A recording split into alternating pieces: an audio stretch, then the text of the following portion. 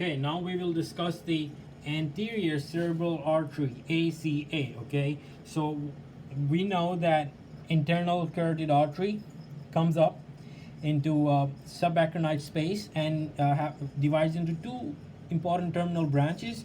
One will be MCA, medial cerebral artery, and one is ACA, anterior cerebral artery, ACA. Okay, so what we know is that MCA goes laterally. MCA goes laterally, and ACA go anteriorly, and we are discussing anterior cerebral artery, ACA. So what we know is that the ACA comes up, goes up straight, and then goes backwards posteriorly. Okay, and it provides blood to corpus callosum. This is a structure, so it's providing blood to corpus callosum and some of the anterior brain structures such as internal capsule and some part of the basal ganglia. So using these striate arteries, small arteries, they are providing blood to the interior part of the brain. So let's discuss the lobes. So anterior artery comes up, and you see the arteries going up like this. So the medial part of the frontal lobe and medial part of the parietal lobe. So ACA is providing blood to the medial part of the frontal lobe and medial part of the parietal lobe. But there's something very important. You see the arteries shooting up right here, and they shoot up and spill on the superior part of the brain. Superior part of the brain. So they're coming up and they're turning towards the superior part. So this part is also covered by ACA. It is very important to know why this area is important to understand. Very important to understand why there's a ACA blood supply and what is the function of it.